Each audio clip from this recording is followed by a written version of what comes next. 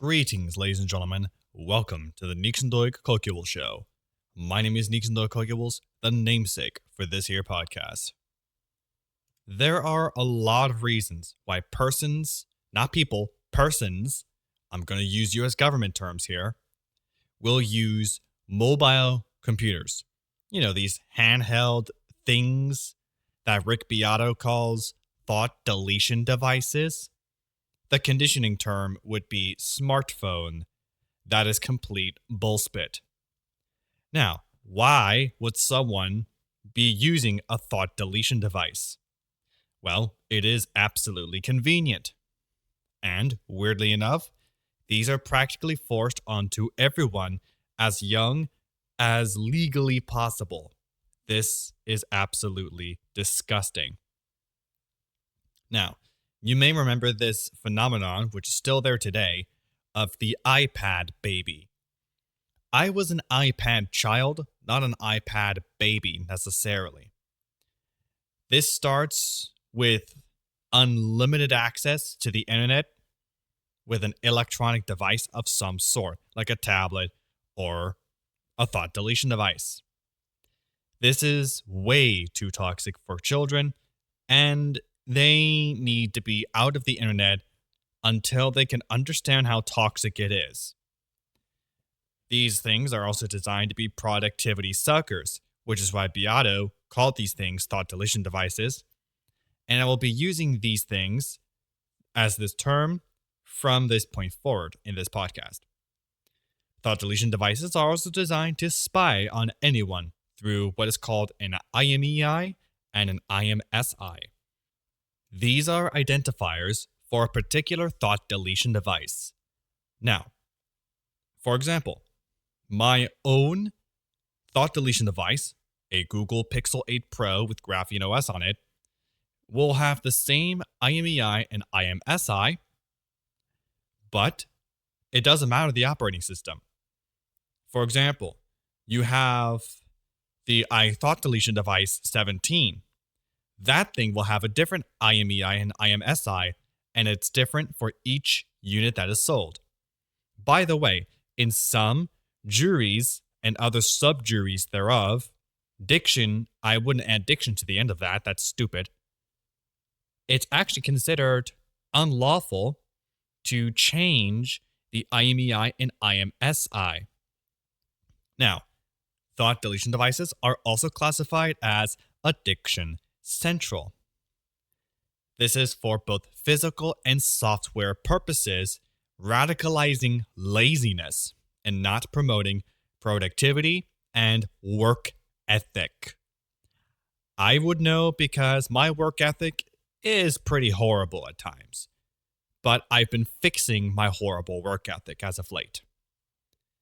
Now, this is not to mention that in most cases, most software for an iThought deletion device or a Googled Android thought deletion device is weaponized.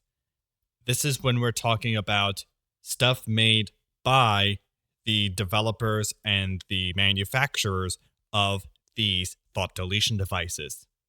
So, what can we do about this weaponization of IMEIs, IMSIs, and weaponization of operating systems and the apps thereof? I have done a little bit of research on ways we can ditch the thought deletion device almost entirely, with a few exceptions. I have many types of devices I could do, but I'm going to do maybe a couple. Many of these things are supposedly obsolete. This is just a ploy for people to use a thought deletion device for everything. Plus, on top of that, that's what they want you to think. I have mentioned Ghost several times on this podcast. His articles on his blog are really good. Wavelake side and Podcast 2.0 side will see that I have placed a link in the show notes of this episode. That link will bring you to an article on Ghost's blog on exactly how you can essentially use stuff that's considered obsolete when it isn't really obsolete, when it's actually freedom. Now, these obsolete software do not make a generation of functionally stupid people. I happen to be functionally stupid. Everybody is, at one point or another. We just have to figure out where the functional stupidity comes from and where we can fix it. Alternatively speaking, we have a lot of different devices that will replace a thought deletion device ultimately. It will require more technical gadgets. However, you will be decentralizing your life even more when you do this. Let's go on the first thing you would need to replace instead of a thought deletion device: the digital camera. Now, don't get me wrong. Thought deletion devices have good quality cameras that can capture some seriously good quality images. Now, these are compact cameras, which of course replace actual compact cameras, losing popularity. But the thought deletion device had already replaced it. And not to mention, you don't need to do photo editing anymore when you let an AI do it for you. This is stupid. Do not let an AI do it for you.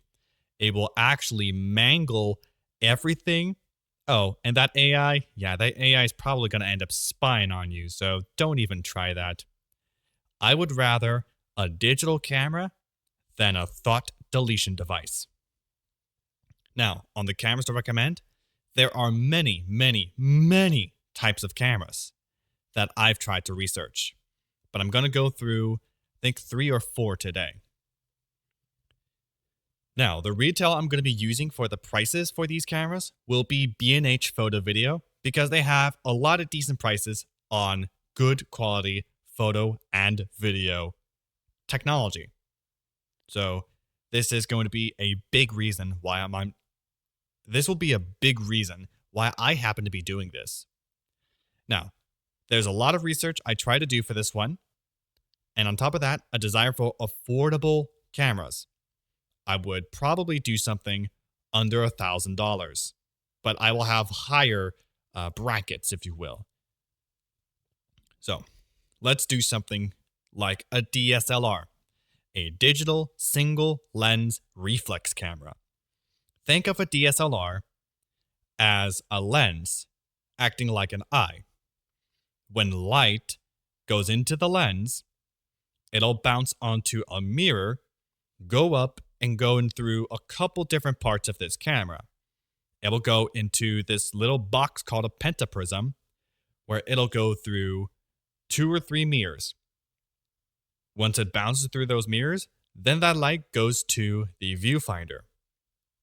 For this type of camera, you are looking at, with just the body, a Pentax KF, which is just under $600 at the time of recording.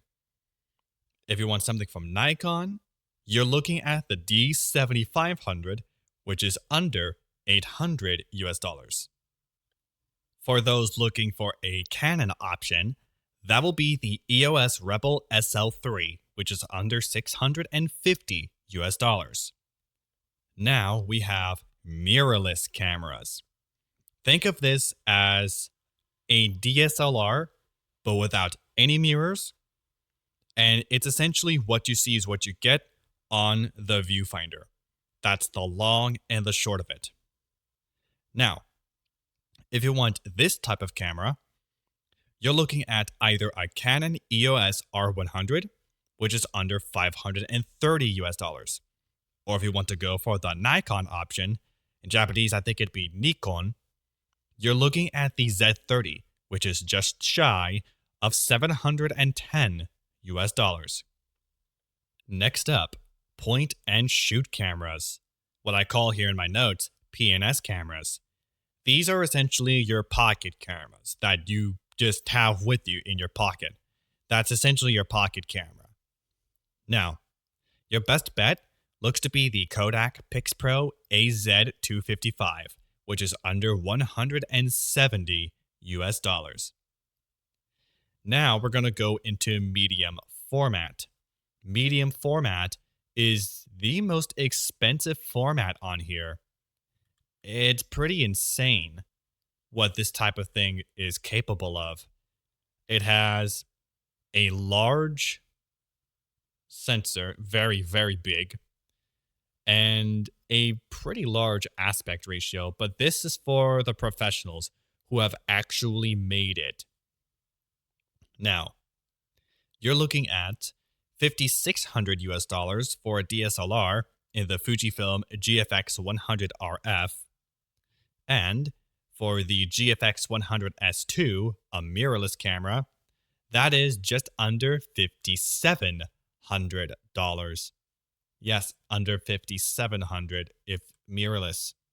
This is just the tip of the iceberg, because if you want to get a DSLR like the Hasselblad H6D 100C, good luck paying $33,000 for it. You can't. Now, lenses are not factored into this, nor are other accessories. And I was actually reading on how photography is supposed to work if done right. But even the thought deletion device could work under certain conditions, but I would not recommend it. Next, used shenanigans. You're looking at under $180 for a Canon EOS 7D DSLR, or a Nikon D5200 for under $240. Mirrorless deals, it seems to be the OM system, OMD-EM1. OM system used to be called Olympus, which is a micro 4/3 camera, or 4:3 aspect ratio. So essentially what things used to be back in the day, not widescreen, okay? Widescreen is 16:9 aspect ratio. 4:3 is something else entirely. That is $400. For a point and shoot, you're looking at a Canon PowerShot SX20 IS for $150. Medium format looks to be $2,000 for a Pentax 645D, and I'm surprised these things are still around. But that's just your cameras, just the base body for the camera. I'm not factoring in the lenses. I'm not factoring in other accessories for photography. Next, calculators. Most people would just use a calculator on their thought deletion device. Almost none of them realize that these can and probably are going to be spyware. Now, if you want to get out of that, Texas Instruments is potentially a good option, but their software is proprietary, so maybe avoid that. There is, however, an open source calculator in Numworks. I have used the app on my tablet and my thought deletion device myself because it is open source. I have no idea if it's Libre though. Next will be the MP3 player. People were considered to be cool if they had one, and I had one or two of them, though I don't think my High School Musical one for my Disneyland trip in 2008, I don't think that works anymore. Either that or I just don't have the thing where I can charge the battery for it. Anyway, MP3 players are designated for playing music playlists, and people share their music tastes with others. Streaming services are what killed the MP3 player, ultimately speaking. So this is not necessarily a hardware side, but more of a software deal. Plus, digital lux. Bad news. Anyway, the solution to this is very simple. There are lots of people looking into getting brand new MP3 players, which still exist. Though, to be fair, there's more support for audio and video formats potentially, even nowadays. Some are going with modifying an iPod 5th generation. I'm talking about the iPod Classic. There are conversion kits designed for the iPod 5th gen, which are awesome from what I looked at. Oh, and if you want to find something like this, and actually pay for it, specifically an iPod 5th generation that still works, you can take a look at Elite Obsolete Electronics, as I think it's just one guy, but this individual behind EOE makes refurbished and custom iPods of all types from one look at the site I had recently at the time of recording.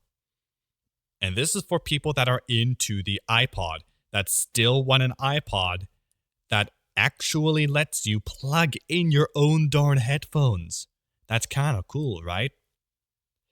Now, you can just locally download music and listen to it around the house with something that supports it, including but not limited to a thought deletion device. I mean, if you wanted to use a thought deletion device for local music playing and don't want a streaming service, this may be a good option. But I would personally recommend an MP3 player, something like an iPod 5th gen, because I definitely want to try an iPod 5th gen modified big time. But there isn't much from the looks of things. And this episode actually wasn't as short as I thought. However, I am going to go ahead and end this one here. That said, every episode releases every Wednesday afternoon, provided there are no scheduling conflicts, at 4 p.m. Pacific Time. You can listen to this podcast on Wavlake, YouTube, and any other Podcast 2.0 player. Examples include Podverse, Fountain, and Antennapod, but there are many more that support the 2.0 standard. You can copy the RSS feed located in the YouTube show notes and paste it to a player that doesn't support the 2.0 standard. I listen on Antennapod on my Pixel 8 Pro with Graphene OS, and it works absolutely great for my needs, especially with just a quick search. That said, I am out of time for today's episode. Thank you, and good night.